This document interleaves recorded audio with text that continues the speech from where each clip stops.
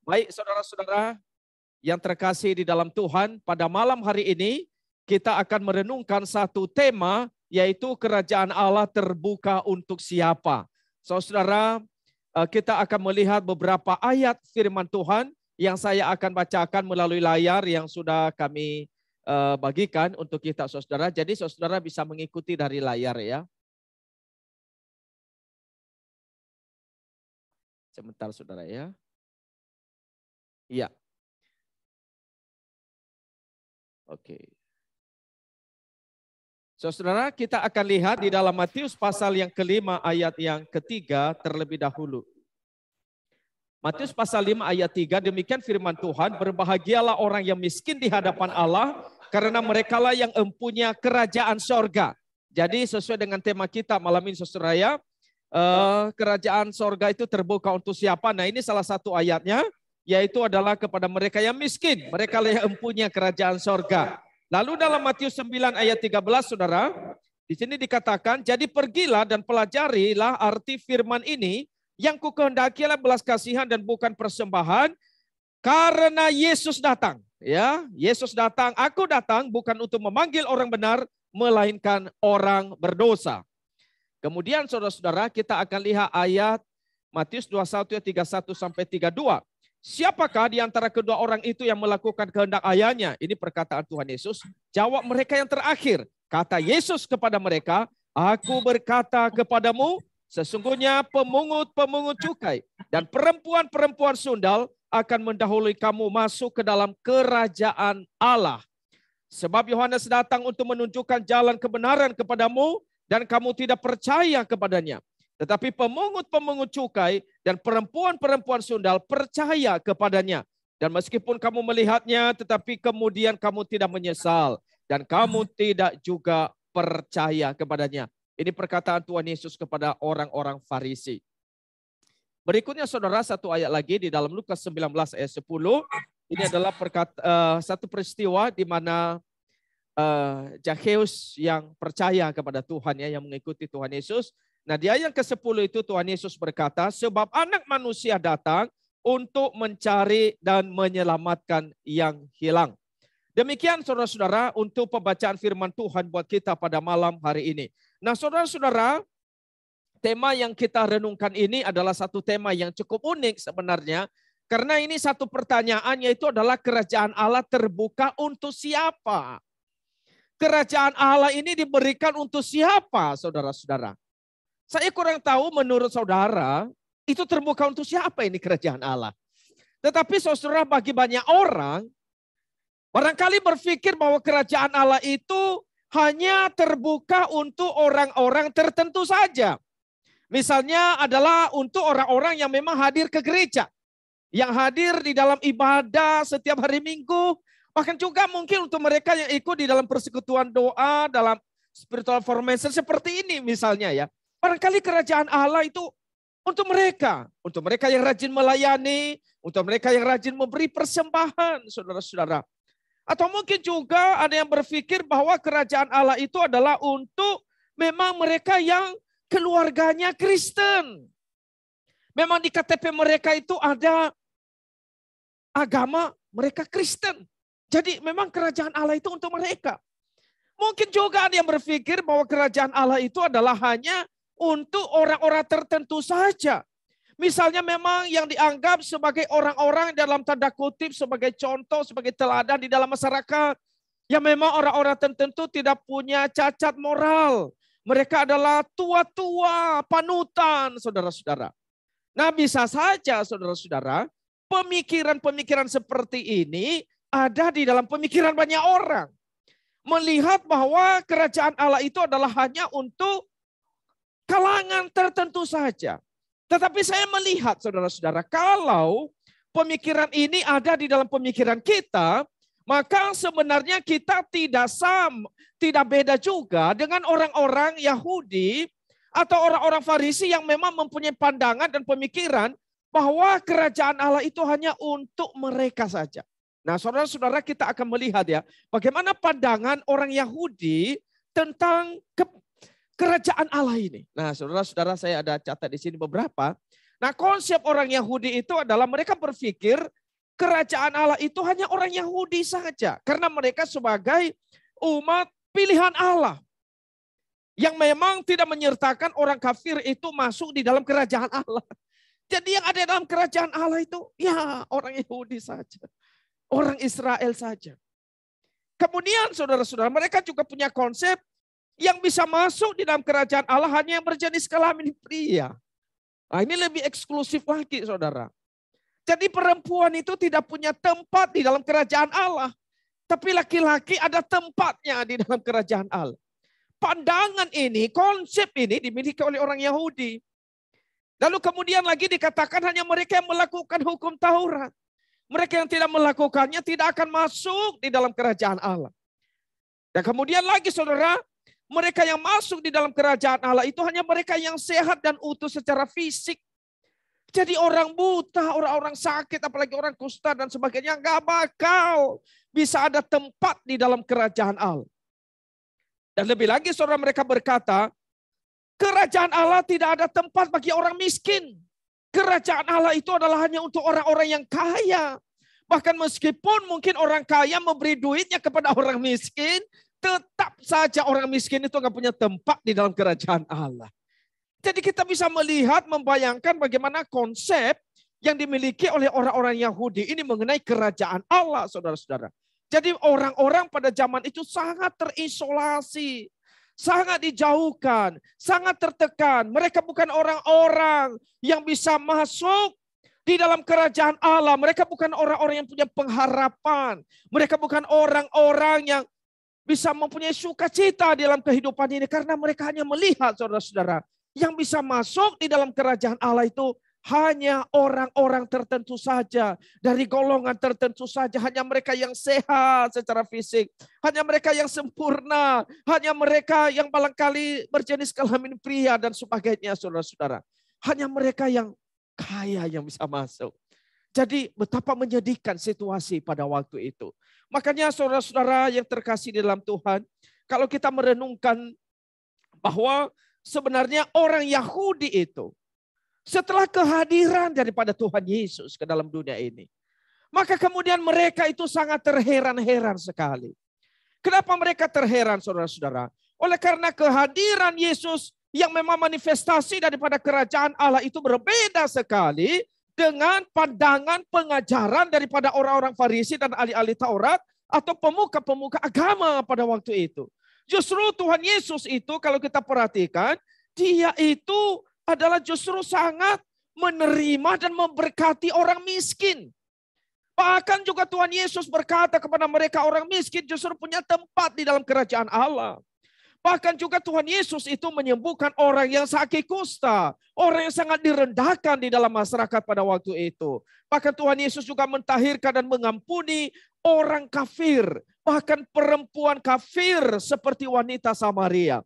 Termasuk juga saudara orang-orang berdosa, perempuan berdosa yang diterima oleh Tuhan Yesus. Nah orang-orang pada zaman itu mereka terheran-heran. Bahkan para pemimpin agama tentunya sangat terkejut dan kaget. Bagaimana Tuhan Yesus ini bisa makan bersama-sama dengan pemungut cukai, dengan para pelacur, dengan pezina. Bagaimana Tuhan Yesus itu bisa bersatu dengan mereka. Nah ini sesuatu yang mengherankan buat mereka saudara. Karena konsep mereka itu adalah tidak mungkin orang-orang ini bisa masuk di dalam kerajaan Allah. Maka saudara-saudara yang terkasih dalam Tuhan, kenapa sebenarnya pemuka agama bisa berpikir demikian? Karena memang pada waktu itu saudara pemuka agama ini juga menganggap diri mereka sebagai orang yang paling benar. Sebagai orang yang paling layak masuk di dalam kerajaan Allah. Mereka adalah orang-orang yang bisa dikatakan berhak. Mereka adalah orang-orang yang memang barangkali mereka orang pertama yang masuk di dalam kerajaan Allah ini. Tapi saudara di sini kita lihat bagaimana Tuhan Yesus membongkar sebuah kepalsuan, sebuah kebohongan di dalam agama yang dibangun dengan konsep-konsep yang salah, dengan pandangan-pandangan yang salah. Nah Tuhan Yesus membongkar hal itu, saudara. Jadi Tuhan Yesus menegaskan sebenarnya kerajaan Allah ini untuk siapa? Kerajaan sorga ini diberikan untuk siapa? Siapakah yang bisa masuk di dalam kerajaan Allah? Nah saudara-saudara kalau kita mau perhatikan, Tuhan Yesus itu menyampaikan beberapa prinsip yang luar biasa yang juga boleh menjadi sebuah pengharapan, menjadi sukacita bagi kita di zaman ini. Saudara, kalau kita perhatikan, kerajaan Allah menurut Tuhan Yesus itu terbuka untuk siapa saja, saudara-saudara. Asal dia memang manusia, baik dia laki-laki maupun dia perempuan. Jadi kerajaan Allah itu terbuka untuk siapa saja. Siapa saja bisa punya tempat untuk masuk menikmati hadirat Allah. Hidup bersama dengan Allah. Bisa menikmati berkat-berkat dari Allah yang sudah disediakan oleh Allah bagi manusia. Jadi ini bukan hanya untuk orang-orang tertentu saja. Jadi untuk setiap orang bisa masuk di dalam kerajaan Allah. Saudara, kita melihat di dalam pelayanan Tuhan Yesus, dia menyambut setiap orang dari berbagai macam golongan. Baik golongan orang kaya, golongan orang miskin, golongan orang-orang yang lemah, pendosa, mereka yang disebut kafir, orang-orang yang dibuang, yang dikucilkan oleh masyarakat. Tuhan Yesus semua menyambut orang-orang ini, saudara. Tuhan tidak membuang mereka. Bahkan pelayanan-pelayanan Tuhan Yesus itu lebih banyak memperhatikan orang-orang miskin, orang-orang yang terbuang, orang-orang yang lemah, yang disebut kafir, yang buta, pelacur, pezina. Saudara-saudara, seringkali gereja punya pandangan yang tidak tepat terhadap orang-orang yang disebut sebagai, entah mereka itu dianggap sebagai sampah masyarakat. Tapi kalau kita lihat Tuhan Yesus disuruh memperhatikan orang-orang yang dikucilkan di dalam masyarakat. Saudara, kalau kita lihat Tuhan Yesus itu, dia makan bersama dengan pemungut cukai. Dia menikmati persekutuan dengan orang-orang seperti ini. Bahkan sampai orang-orang Farisi mencela dia. Tapi justru Tuhan Yesus mau menunjukkan bahwa kerajaan Allah ini hadir untuk mereka seperti pemungut cukai yang dianggap paling berdosa dan paling tidak layak di dalam kerajaan Allah. Saudara-saudara, kita juga melihat Tuhan Yesus itu menerima, bahkan mengasihi wanita kafir, pelacur, orang-orang yang kerasukan setan. Tuhan Yesus melepaskan mereka. Bahkan betul-betul kerajaan Allah itu hadir bagi seorang yang kerasukan setan, saudara-saudara. Itu luar biasa. Orang-orang ini mungkin dianggap sebagai orang yang barangkali itu tidak bakal bisa masuk menikmati hadirat Allah. Tapi justru Tuhan Yesus menyembuhkan dan melepaskan orang itu dari kuasa iblis yang mengikat dia. Dan Tuhan Yesus berkata, orang ini pun berbagian di dalam kerajaan Allah. Dan seringkali Tuhan Yesus memakai satu kalimat, orang ini pun keturunan Abraham.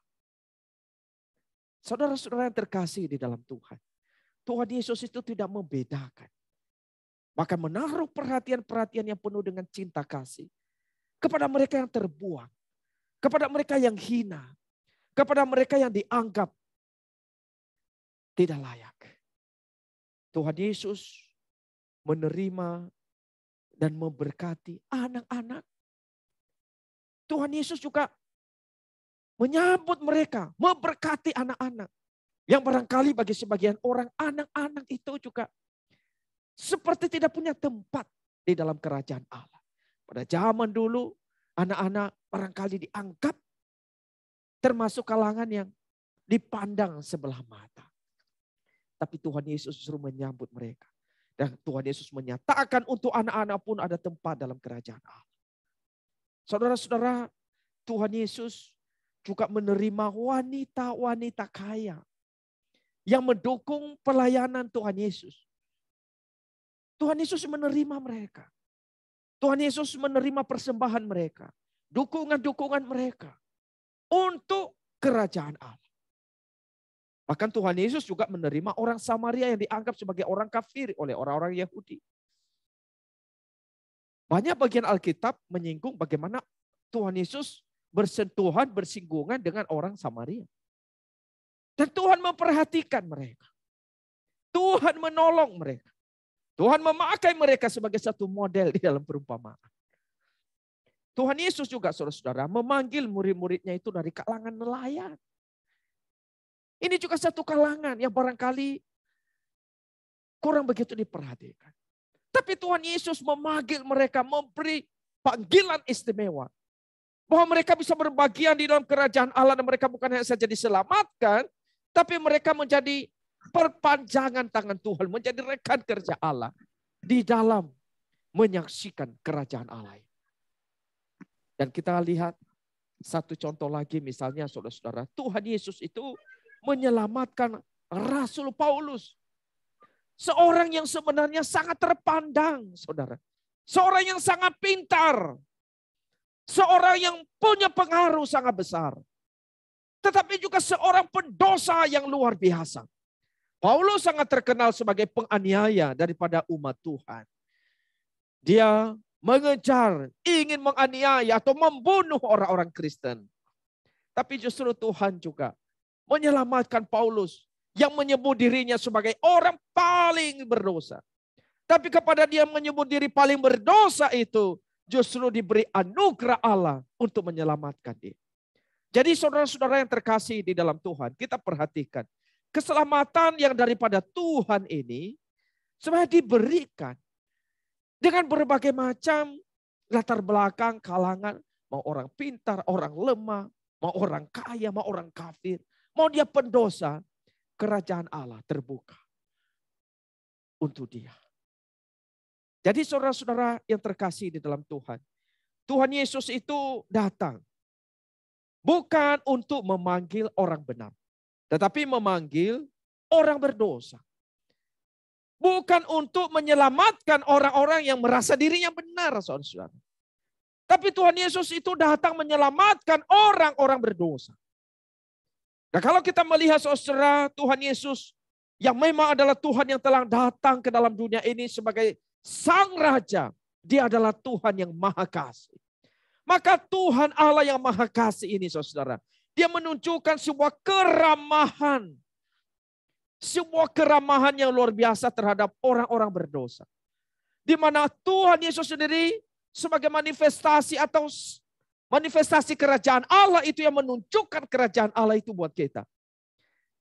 Saudara di dalam kehadirannya itu dia tidak mengucilkan siapapun. Dia tidak merendahkan orang-orang berdosa. Ini berbeda sekali dengan sikap banyak orang pada hari ini.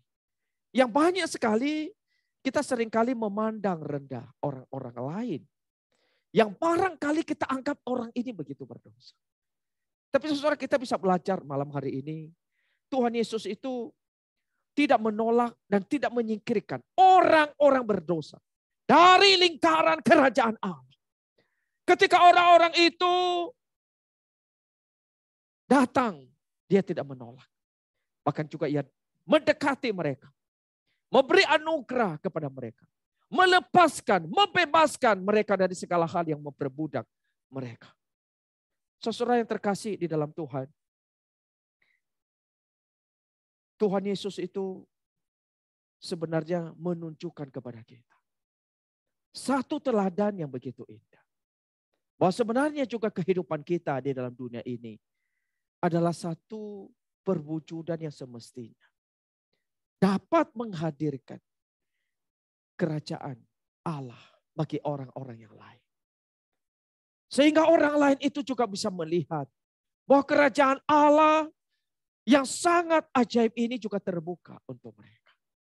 Tetapi saudara-saudara, apakah kita juga menyadari peran kita sebagai orang-orang yang sudah percaya kepada Tuhan pada hari ini? Saudara, saya merenungkan satu kisah yang buat saya cukup menarik ketika saya merenungkan kemarin, saudara. Yaitu adalah kisah tentang orang lumpuh di dalam Injil Lukas, saudara. Di dalam Injil Lukas pasal 5 ayat 17 sampai 26. Nah, saudara, kisah ini adalah satu kisah yang memang sudah biasa kita dengar ya. Semua kita hafal bagaimana orang ini Orang lumpuh dibawa oleh 4 temannya untuk disembuhkan oleh Tuhan Yesus. Nah, saudara-saudara, saya melihat di dalam kisah ini ya, yaitu adalah memang diceritakan ya kepada kita kisah ini Tuhan Yesus itu masuk di dalam sebuah kampung. Barangkali memang kampung ini sudah menanti-nantikan kehadiran daripada Tuhan Yesus ini. Nah, tidak heran saudara, ketika memang Tuhan Yesus itu hadir ke dalam kampung itu dan dia masuk ke dalam sebuah rumah, maka saya membayangkan bahwa orang-orang kampung yang ada di sana, kemudian mungkin banyak yang berteriak-teriak. Mungkin antara tetangga yang satu dengan tetangga yang lain. Bahkan mungkin ada yang teriak di jalan yang berkata, Tuhan Yesus sudah datang ke kampung kita. Tuhan Yesus sudah ada di rumah si Amari. Ayo kita datang melihat dia. Dan barangkali saudara itu banyak orang mendengar. Sehingga kemudian dikatakan orang berbondong-bondong penuh sesak. Memenuhi satu rumah itu sehingga tidak ada lagi satu jalan untuk bisa masuk ke dalam rumah itu. Karena orang itu terlalu banyak. Kita nggak tahu jumlahnya berapa orang, saudara. Tapi dikatakan banyak sehingga tidak ada lagi jalan bisa masuk ke dalam. Mungkin bisa ratusan orang, ribuan orang. Kita tidak tahu. Tetapi yang paling mengherankan, saudara, ketika ada teman daripada orang lumpuh. Saat mereka barangkali mendengar Tuhan Yesus ada di kampung, mungkin teman daripada orang lumpuh ini yang pertama berkata kepada orang lumpuh itu, Tuhan Yesus sudah sampai di kampung kita ini. Saya akan membawa kamu ketemu dia. Mungkin si A lagi berkata, iya kamu orang lumpuh, teman kami akan bawa kamu. Supaya kamu nanti bisa berjumpa dengan Tuhan Yesus. Tapi mungkin juga orang lumpuh itu berkata, jangan repot-repot teman. Jangan susahkan diri kalian. Mungkin nanti juga Tuhan Yesus itu akan lewat di tempat ini. Mungkin juga dia nanti akan di depan itu dia akan mampir. Gak usah kalian repot, gotong-gotong saya bawa ke sana. Tapi teman-temannya yang lain tidak berkata demikian. Justru mereka berkata, tidak, kami akan membawa kamu ke sana. Maka saudara dengan upaya menggotong, membawa dia sampai ketemu Tuhan Yesus. Dan tidak mudah bagi mereka untuk membawa orang lumpuh ini ketemu dengan Tuhan. Sampai akhirnya saudara-saudara. Tantangan berikutnya muncul itu adalah karena orang penuh sesak. Begitu banyak mereka nggak bisa menembus barisan itu. Akhirnya apa yang dilakukan? Mereka harus naik ke atas atap rumah. Dan membuka atap rumah itu. Dan dari lubang atap itulah mereka menurunkan orang yang lumpuh itu. Saudara kita bisa bayangkan pada waktu itu. Mungkin sebenarnya ada orang mencibir mereka. Ada orang mencela mereka. Waduh ngapain kalian ini? Kok melakukan hal yang tidak masuk akal? Ngapain kalian bongkar atap rumah orang? Nanti siapa yang perbaiki? Siapa yang tanggung resikonya? Mungkin orang lumpuh itu juga berkata, waduh teman-teman jangan lakukan itu. Saya nggak cukup punya dana, punya uang nanti untuk bisa mengganti kerugian ini. Lalu kalau terjadi apa-apa bagaimana saya bisa nanti bisa mengganti semuanya.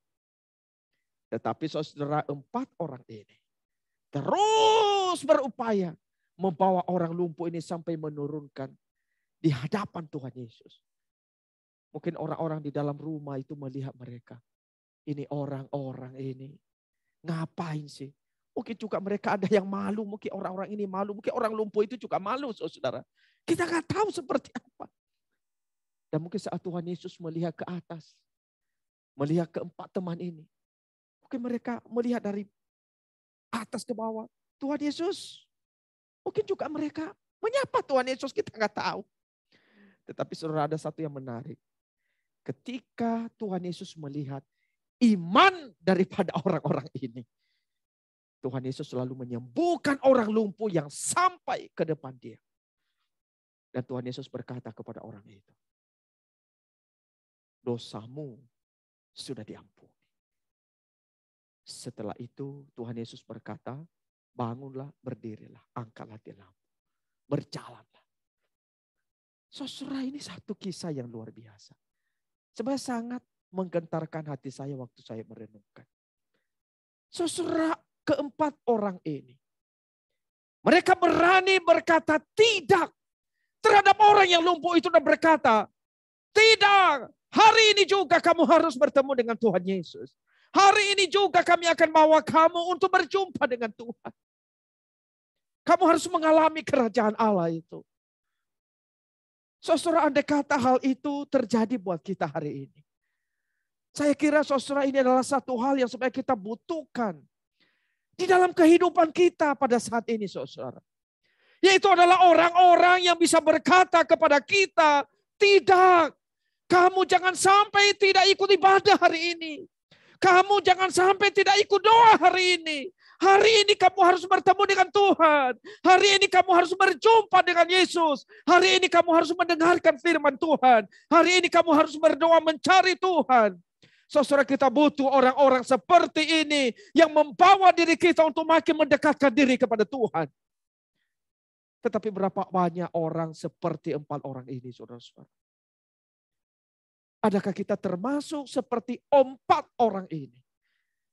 Yang memang saudara-saudara kita membuka diri kita dan kita mau membawa orang untuk bisa menemukan kerajaan Allah itu di dalam kehidupan mereka. Saudara, firman Tuhan hari ini membawa kita bahwa Tuhan Yesus itu membuka kerajaan Allah ini untuk siapa saja. Tapi apakah kita bisa menjadi perpanjangan tangan Tuhan? Sebagai orang-orang yang sudah diselamatkan oleh Tuhan.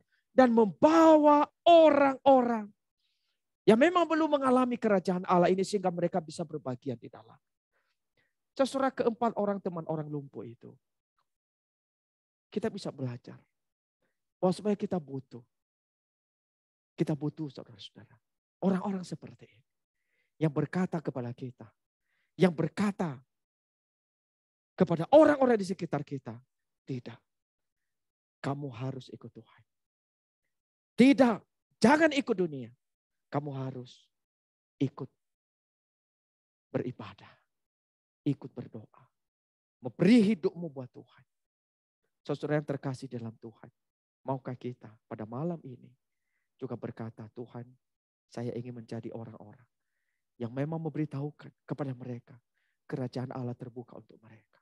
Saya ingin menjadi orang mau mendekatkan orang lain kepada Kristus.